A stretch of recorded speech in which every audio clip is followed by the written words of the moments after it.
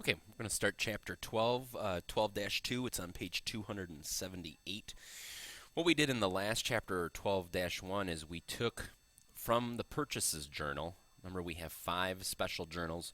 We're taking from the purchases journal and we're transferring um, the amount of the transactions of merchandise that we purchased on account. So we owe Crown Limited anything that's in the purchases journal. That means we owe another company or another person. We're transferring that to the ledger, which is a subsidiary ledger, an individual ledger account for Crown. We went through this last chapter, page 11 in the purchases journal. We credited the vendor and we have a credit balance because this is how much we owe them.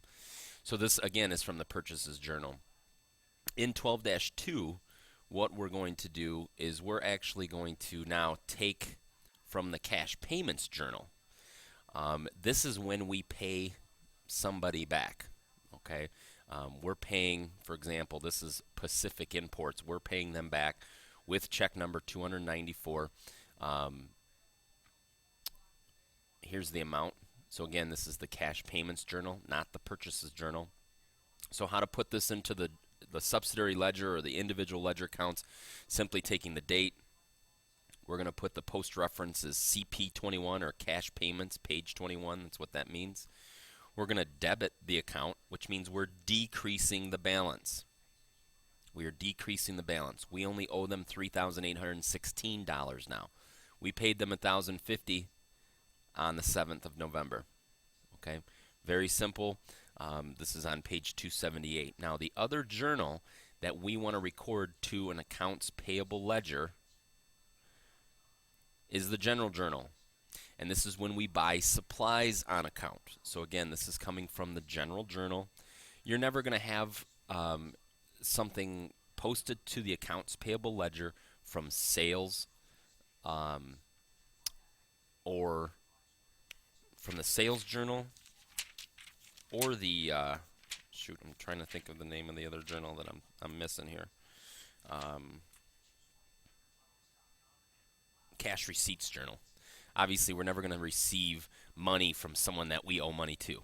So we're never going to have in the accounts payable ledger. We're never going to have something out of the sales journal or the cash receipts journal. It's only going to be the general journal and only bought supplies on account. The cash payments journal, which is where we pay somebody back that we owe, or like in 12-1, the purchases journal where we purchased merchandise on account. Okay, very important that you know those differences. So let's take a look at the general journal and recording this into a ledger. We have an individual ledger account. This is Foxfire on the 6th. Here's the post reference number, general journal, page 11, G11. We're going to take the credit amount of what we bought from them.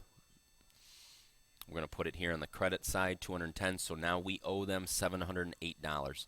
Again, an accounts payable is always going to carry a normal credit balance right here.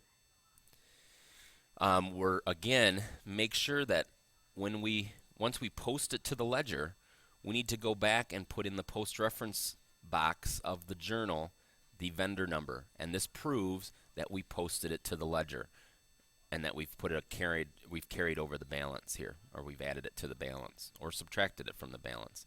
In the general journal, it's a little bit different.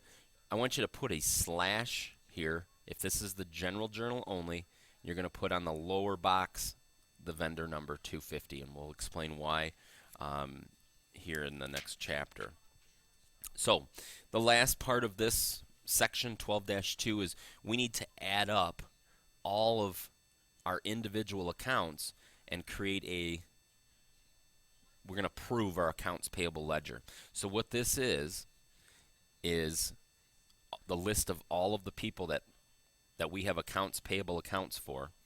We're simply going to take what we have from the total right here of each ledger account, or right here, and we're going to write it or type it out in these boxes. Simply add that up here. All right, and what those look like, again, this is going to be your general ledger. All right, these are your accounts payable ledger. And then also if we wanted to do this in electronic format, we could use this form here and put the information up at the top like this says right here, schedule of accounts payable, the date in which we're writing this. And we're going to do this every month. Okay, and we want to prove that this is how much we currently owe to other people. We owe $19,044.08. Again, this is a liability. We owe this money to other people. Okay. Now what I want you to do though in 12-2 is I want you to actually write out in the working papers 12-2 work together, the on your own, and 12-2 application problem. Again, this is exactly what it's going to look like. Your schedule of accounts payable. This is from a cash payments journal posted to an accounts payable ledger. This is from a general journal posted to an accounts payable ledger. Only dealing with accounts payable in 12-1 and 12-2.